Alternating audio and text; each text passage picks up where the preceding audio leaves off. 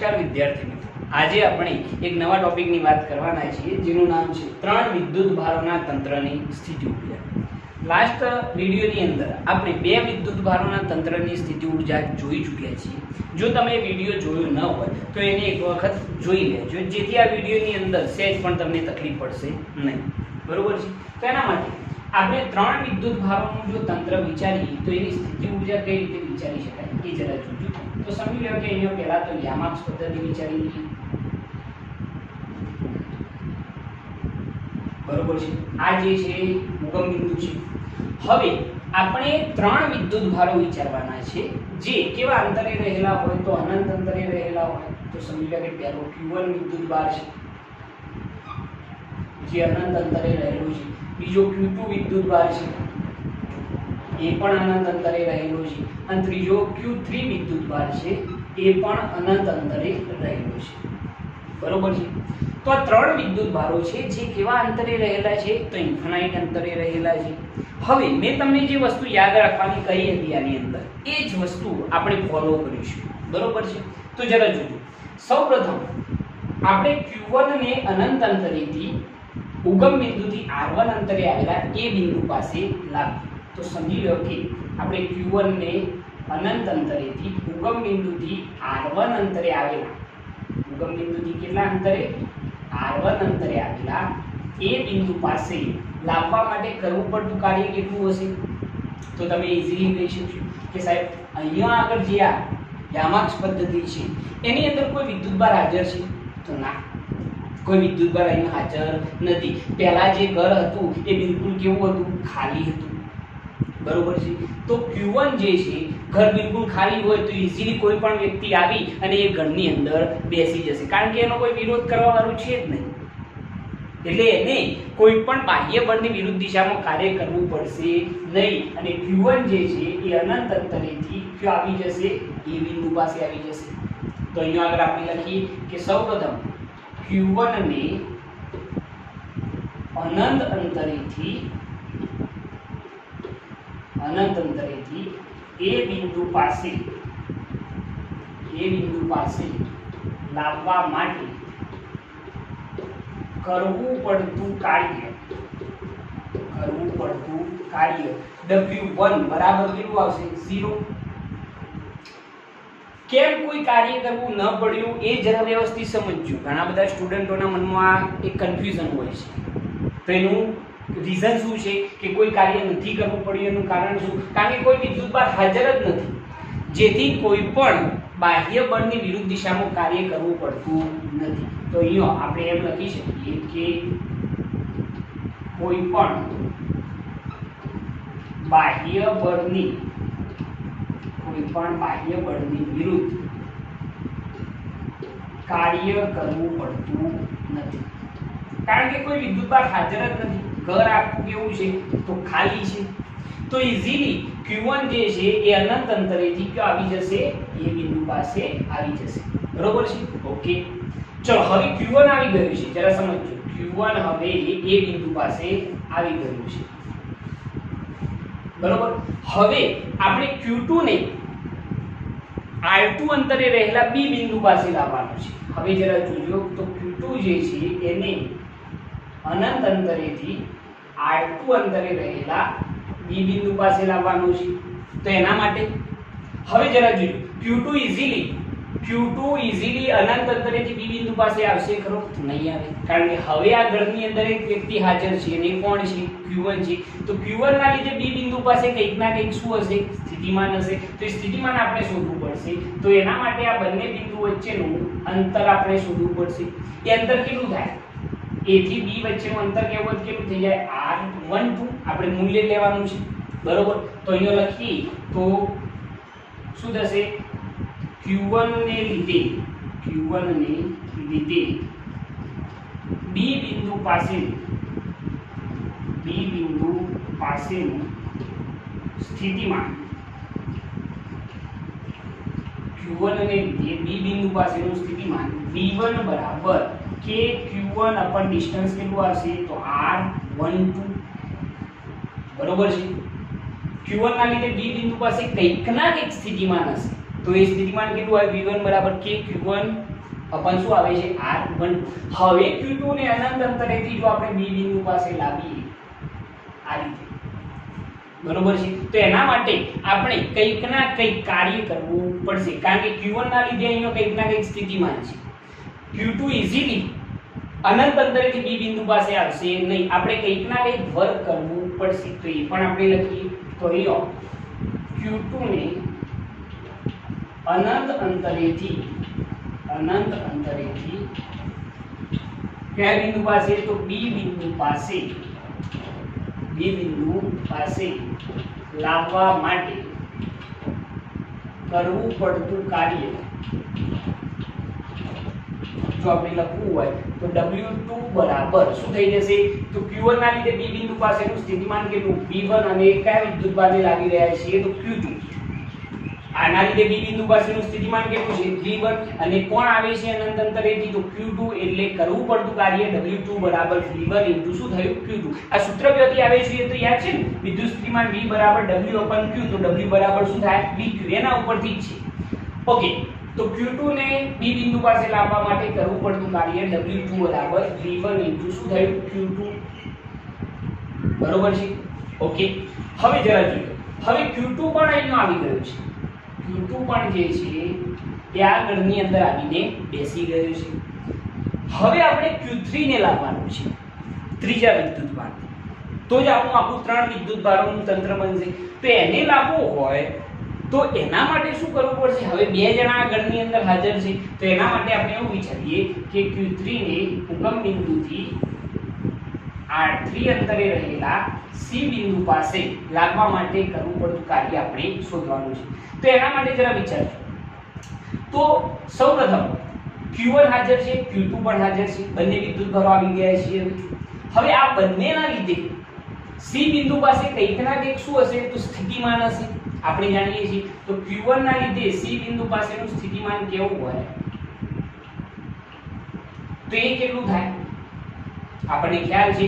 તો KQ1 આપણે આ બંને વચ્ચેનું શું જોશે તો અંતર, તો A અને C બિંદુ વચ્ચેનું અંતર કેટલું થાય તો આ છે R1, આ છે R3, એટલે આ ડિસ્ટન્સ કેવું હોય A અને C વચ્ચેનું, તો એ કેટલું થઈ જાય તો R13 થઈ જશે, બરોબર છે.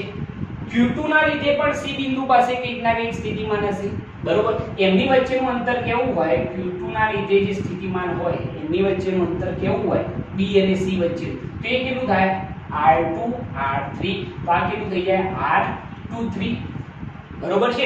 તો અહીંયા આગળ આપણે લખીએ જરા જોજો કે Q1 અને Q2 ને લીધે C બિંદુ પાસેનું સ્થિતિમાન જો આપણે કેવું હોય તો V2 બરાબર, જરા જોજો વ્યવસ્થિત, Q1 ના લીધે C બિંદુ પાસેનું સ્થિતિમાન અને Q2 ના લીધે પણ કંઈક ના કંઈક C બિંદુ પાસેનું સ્થિતિમાન હશે, બંને લખવાના છે. તો V2 બરાબર, ચલો Q1 ના લીધે C બિંદુ પાસેનું સ્થિતિમાન શું થાય તો KQ1 અપન આ બંને વચ્ચેનું અંતર કેટલું છે તો R13 પ્લસ ચલો Q2 ના લીધે C બિંદુ પાસેનું સ્થિતિમાન કેટલું થાય, આ Q2 હાજર છે એના લીધે C બિંદુ પાસેનું સ્થિતિમાન KQ2 અપન આ બંને વચ્ચેનું અંતર કેટલું છે તો R23, બરોબર છે. તો આ Q1 ના લીધે C બિંદુ પાસેનું સ્થિતિમાન અને Q2 ના લીધે C બિંદુ પાસેના સ્થિતિમાનનો શું કરેલો છે સરવાળો, તો કુલ સ્થિતિમાન C બિંદુ પાસે આટલું હશે, બરોબર છે. હવે જો આપણે Q3 ને અનંત અંતરેથી C બિંદુ પાસે લાવીએ તો એના માટે કેટલું કાર્ય કરવું પડશે તો એ આપણે લખીએ. તો Q3 ને અનંત અંતરેથી C બિંદુ પાસે લાવવા કરવું પડતું કાર્ય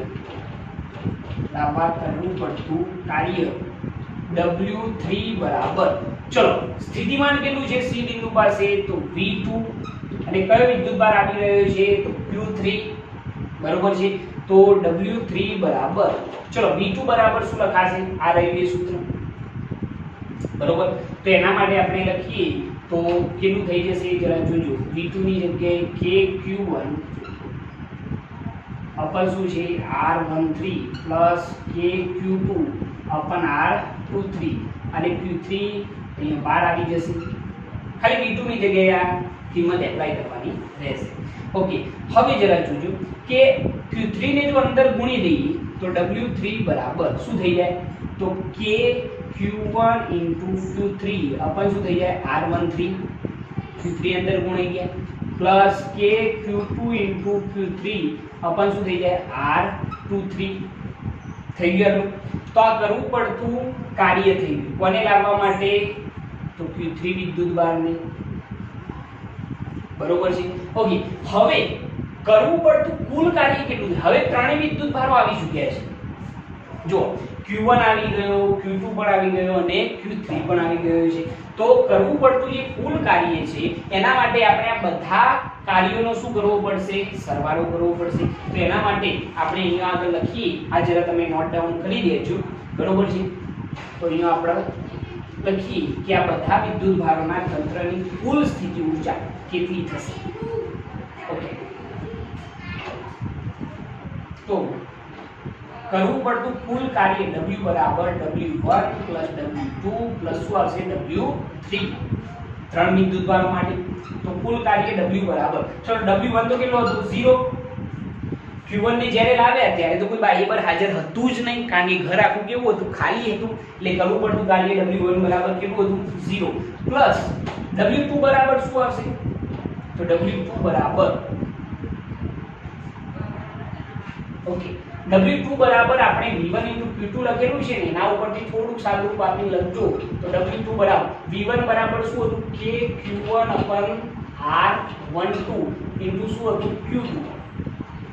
આ સૂત્રનો આપણે યુઝ કરીશું. બરોબર છે. તો W2 બરાબર જે Q2 વિદ્યુતભારને અનંત અંતરેથી B બિંદુ પાસે લાવવા માટે કરવું પડતું શું છે? કાર્ય. W2 બરાબર V1 Q2. V1 કેટલા હતા? યાદ કરજો, K Q1 R12 upper into શું આવશે? Q2. એટલે આખું સૂત્ર શું બન્યું? K Q1 Q2 R12. તો એ કાર્ય આપણે લખીશું. તો K Q1 Q2 શું થઈ ગયું? R12 પ્લસ ત્રીજા વિદ્યુતભારને એટલે કે Q3 ને અનંત અંતરેથી C બિંદુ પાસે લાવવા માટે કરવું પડતું કાર્ય કેટલું છે? તો આ રહ્યું K Q1 Q3 શું આવશે?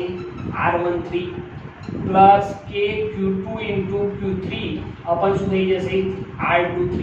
આ જે કુલ કાર્ય છે એ કાર્ય કઈ ઊર્જા રૂપે? તો સ્થિતિ ઊર્જા રૂપે સંગ્રહિત થાય. એ પણ આપણે લખી કાઢીએ કે અહીં આ કાર્ય તંત્રની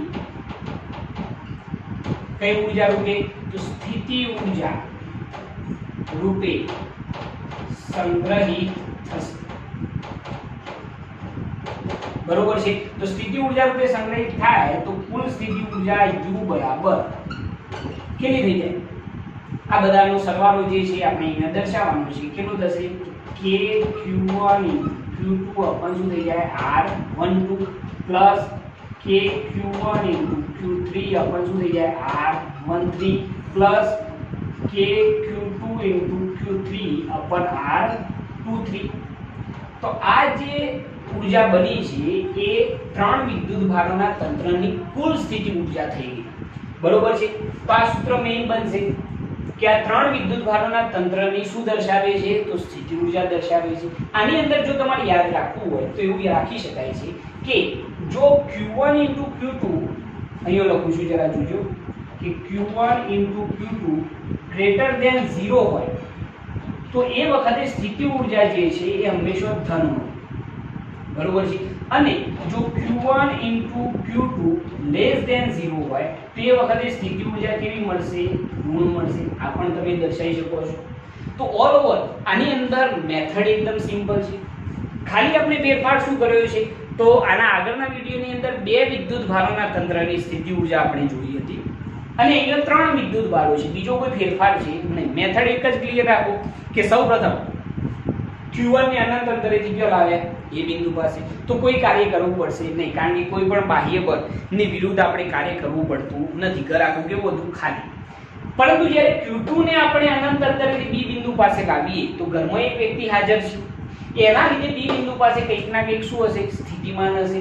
તો એના લીધે બી બિંદુ પાસેનું સ્થિતિમાન કેવું હોય તો એ શું થાય v1 બરાબર k q1 અપન શું થઈ જાય r12 એટલે q2 ને અનંત અંતરેથી બી બિંદુ પાસે લાવવા માટે કરવું પડતું કાર્ય w2 બરાબર શું થાય v1 q2 v1 બરાબર આના લીધે અહીંનો પોટેન્શિયલ કેટલું થાય તો k q1 અપન r12 શું આવશે q2 બીજો વિદ્યુતભાર પણ આવી ગયો હવે ત્રીજા વિદ્યુતભારને જ્યારે આપણે અનંત અંતરેથી c બિંદુ પાસે લાવવા જઈએ તો આ બંને વિદ્યુતભારના લીધે c બિંદુ પાસે કંઈક ના કંઈક શું હશે સ્થિતિમાન હશે જે મેં અહીંયા દર્શાવ્યું છે બંનેનો સરવાળો કરવાનો છે અને અંતર જે છે એ જરા ધ્યાન રાખજો q1 ના લીધે હોય તો આ અંતર ધ્યાનમાં લેવાનું r13 q2 ના લીધે અહીંયા હોય તો આ અંતર ધ્યાનમાં લેવાનું r23 અને કુલ સ્થિતિમાન શોધી કાઢવાનું હવે q3 ને અનંત અંતરેથી c બિંદુ પાસે લાવીએ તો કરવું પડતું કાર્ય w3 બરાબર v2 * શું થઈ જાય q3